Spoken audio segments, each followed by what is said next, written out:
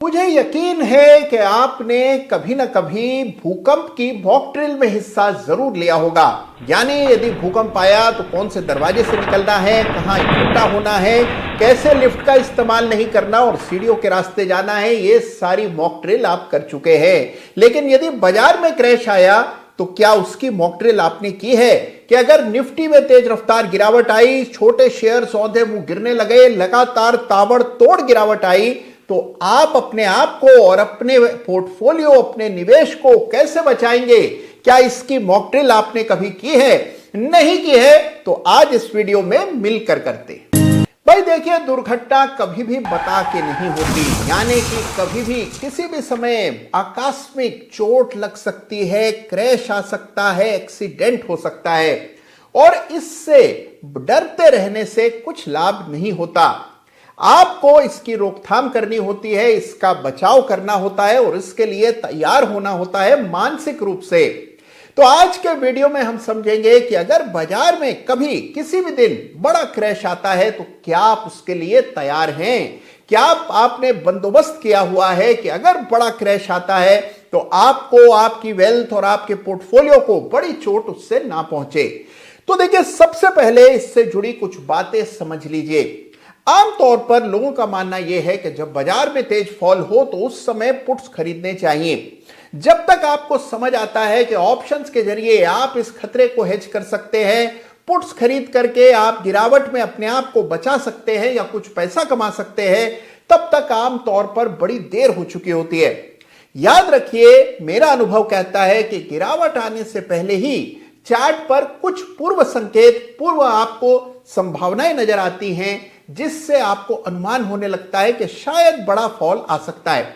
ऐसी स्थिति में पुट्स खरीदने चाहिए। यानी रियल फॉल आने से पहले ही चार्ट का स्ट्रक्चर बिगड़ने पर, चार्ट्स पर डाइवर्जेंस दिखने पर समय होता है पुट्स बाय करने का। जब आप पुट खरीदते हैं तो उसका प्रीमियम अदा करते हैं। बाजार में जब फॉल आता है तो पुट के प्रीमियम तेजी से बढ़ते हैं और जब पैनिक आता है तब बड़ी तेज रफ्तार बढ़त पुट्स में आमतौर पर देखने को मिलती है। तो सबसे पहली चीज ये जान लीजिए कि पुट्स घटना घटने के बाद नहीं बल्कि घटना घटने से पहले ली जाती हैं। यानी कि पुट एक तरह का बीमा है जो कि जब आप स्वस्थ होते हैं तभी करवाना चाहिए, क्योंकि अगर आप बीमार होने के बाद बीमा पॉलिसी खोजने जाएंगे तो कोई बीमा आपके काम नहीं आएगा, तब तक प्रीमियम्स बहुत बढ़ चुके होंगे। बिल्कुल यही होता है पुट्स के साथ भी।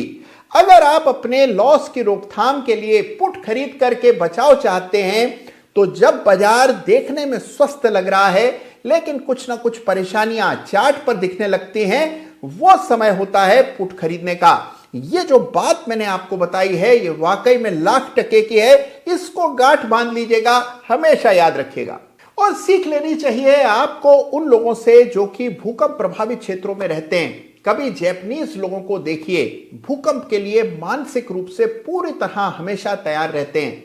बिल्कुल वही तैयारी आपकी और मेरी होनी चाहिए कि अगर बाजार में कभी भी किसी भी वजह से क्रैश आता है या हमारे शेयर्स में तेज रफ्तार गिरावट आती है तो हम उससे कैसे निपटेंगे। सबसे पहले याद रखिए कि पैनिक से कुछ हासिल नहीं होता, तो अपने मन में किसी भी प्रकार का पैनिक का भाव मत लाइए। कोई अफरा तफरी नहीं होती है। अगर अभी आपने शेयर नहीं बेचे तो बाद में कभी जीवन में नहीं बिकेंगे। ये चिंता, ये फिक्र, ये पैनिक अपने पर हावी होने न दें। जो भी निर्णय करें वो सोच विचार करने के बाद, चार्ट्स देखने के बाद, पूरी तरह श्योर होने के बाद कीजिए, क्योंकि जो चूक अभी आप कर देंगे उसका खामियाजा लंबे समय तक भुगतना पड़ता है। तो पैनिक में आकर कोई निर्णय नहीं करना है, यह बात हमेशा याद रखिएगा। अब देखिए, एक चीज आपको हमेशा ध्यान में रखनी है, जब बाजार सामान्य हो, अच्छा चल रहा हो, ठीक ठाक चल रहा हो, उस समय अपने तमाम शेयर्स पर लेवल्स मार्क करके रखिए। देखिए, बाजार में मुझे बहुत अरसा हो गया लेकिन आज भी हमेशा प्रतिदिन बिना फेल 2 लेवल्स मैं चार्ट पर अंकित करके रखता हूं। एक एलओसी यानी कि लाइन ऑफ कंट्रोल, वो लेवल जिसके नीचे पूरे चार्ट की व्यवस्था बिगड़ जाएगी, वर्तमान ट्रेंड पर शंका होने लगेगी, प्रश्न चिन्ह लग जाएगा।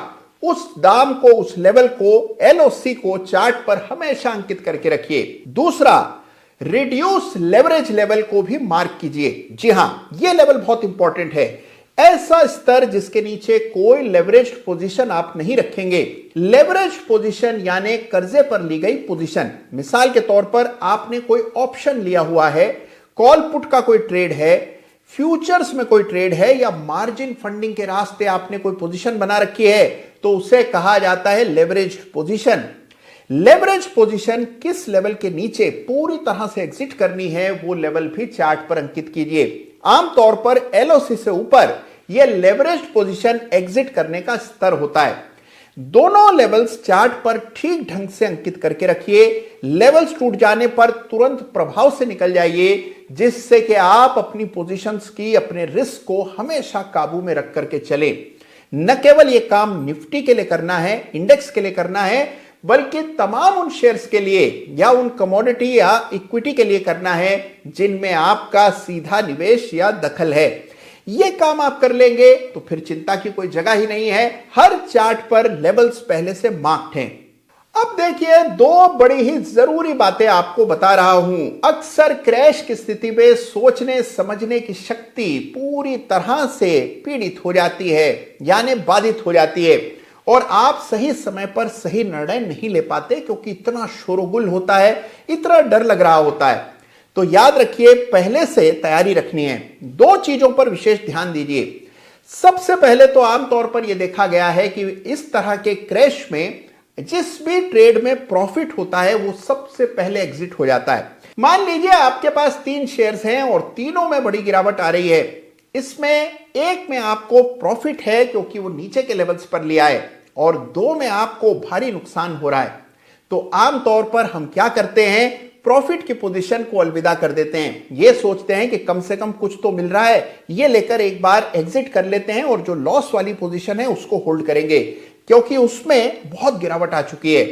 यह भारी गलती होती है। आमतौर पर जो शेयर कम गिरा है या जिस शेयर में अभी भी प्रॉफिट है, उसमें कुछ ना कुछ ताकत होती है। जब बाजार संभलता है तो सबसे पहले रफ्तार से वही शेयर भागता है ऊपर, यानी जिसमें प्रॉफिट हो रहा है। जो कम गिर रहा है उसके बजाय उससे एग्जिट की सोचिए। जो ज्यादा गिर रहा है, जो फॉल पे बड़ा हिस्सा ले रहा है, उससे पहले निजात पानी चाहिए। दूसरी बात जो हमेशा याद रखनी है कि गिरावट में कई बार मैंने देखा है लोग अपने लंबी अवधि के कोर पोर्टफोलियो को भी एग्जिट कर देते हैं। यानी जब गिरावट आ रही होती है तब कुछ समझ नहीं आता, लगता है कि एक बार सारे ही शेयर बेच देते हैं, इत्मीनान हो जाएगा, सुकून हो जाएगा। यह सोच सरासर गलत है। बाजार में कभी भी कोई मेजर क्रैश या करेक्शन आता है, उस समय अपने कोर पोर्टफोलियो और ट्रेडिंग पोर्टफोलियो के बीच में फर्क कीजिए। जो शेयर आपने लंबी अवधि के लिए लिए हैं, जिनके बारे में पूरी रिसर्च की हुई है, जो आप 5-7 साल रखने का इरादा रखते थे, उन्हें इस मामूली गिरावट में या साइजेबल गिरावट में भी बेवजह मत बेचिए। हां, अगर चार्ट पर एग्जिट के संकेत हैं, एलओसी टूट गई है, लॉन्ग टर्म चार्ट बिगड़ गए हैं, तो जरूर बेचिए। लेकिन तात्कालिक गिरावट के चलते पैनिक में आकर लॉन्ग टर्म इन्वेस्टमेंट से एग्जिट मत कीजिए। यानी अपने कोर पोर्टफोलियो और ट्रेडिंग पोर्टफोलियो के बीच में फर्क करना सीखिए। ये 2 चीजें अगर आप ध्यान में रखेंगे तो पैनिक आपका कुछ बिगाड़ नहीं पाएगा। फॉल में भी आप बिल्कुल निश्चिंत रहेंगे, मानो कुछ हुआ ही ना हो। जब आप इस तरह तटस्थ होकर के ट्रेड करते हैं तभी बाजार में टिके रहते हैं, क्योंकि बाजार में तो इस तरह की उठापटक निरंतर चलती रहती है। जिन्होंने कभी इस प्रकार का क्रैश नहीं देखा, उनके लिए नया अनुभव होता है, दिल दहला देने वाला होता है। पूरी तरह से बाजार और शेयर्स पर उनका एतबार उठ जाता है। लेकिन जो बाजार में लंबे समय से हैं, वो जानते हैं कि इस प्रकार के उतार चढ़ाव तो शेयर बाजार का हिस्सा है। हां, आपको अपनी तैयारी पूरी रखनी है, लेवल्स का ख्याल रखना है, और जो नियम मैंने आपको बताए उनका ख्याल रखना है। एक छोटी सी बात और, गिरावट से पहले हमेशा चार्ट्स को देखिए और फॉल आने के बाद भी चार्ट पर यकीन कीजिए। हमेशा क्लोजिंग बेसिस पर, यानी कि क्लोज प्राइस जब तक आपके लेवल के नीचे ना आ जाए, पैनिक में कोई फैसला मत कीजिए। थोड़ा सा अपने ऊपर संयम और नियंत्रण रखिए। गिरावट भी आपका बाल बांका नहीं कर सकेगी अगर आप बाजार में लंबे समय के लिए है और आपका रिस्क आपके मुट्ठी में है, कंट्रोल में। तो देखिए, यह है क्रैश की मॉक ड्रिल। यानी कि कभी भी क्रैश आए क्रैश के नाम से भयभीत ना हो जाएं, हमेशा तैयारी रखिए और इसको एक अवसर समझिए। हर आपदा में अवसर छिपा होता है और इस आपदा में भी अवसर है। सही शेयर्स को खरीदने का क्रैश से अच्छा कोई समय नहीं होता। लॉन्ग डेटेड कॉल ऑप्शंस खरीदने के लिए भी क्रैश से बेहतर कोई समय नहीं होता। केवल आपको अपने दिमाग को बिल्कुल सही रखना है, इन कंट्रोल रहना है सिचुएशन के, और कैसी भी स्थिति हो आप उससे ठीक ठाक ढंग से निकल पाएंगे। तो उम्मीद मैं कर रहा हूं कि आज के वीडियो ने कुछ मनोबल आपको दिया होगा, कुछ तैयारी आपकी बेहतर हुई होगी। इस बारे में जरूर 2-5 मिनट सोचिए, लेवल्स चार्ट पर अंकित जरूर कीजिए। आपके इस विषय में क्या विचार है मेरे साथ बांटिएगा कमेंट के जरिए। अपना ख्याल रखिएगा। और हां, जाने से पहले एक बहुत इंपॉर्टेंट जानकारी आपको देनी है। आप जानते हैं कि इस शनिवार को शेयर बाजार खुला है। जी हां, 2 मार्च सैटरडे को स्टॉक मार्केट एक विशेष सेशन के लिए खुला है और इसी वजह से इस सप्ताह की अदालत सैटरडे की जगह संडे को मुलतवी की जाती है। हाँ, बहुत जल्द कुछ नई चीजें इस चैनल पर आने वाली हैं, तो अगर अभी तक आपने चैनल को सब्सक्राइब नहीं किया है तो तुरंत प्रभाव से कीजिए।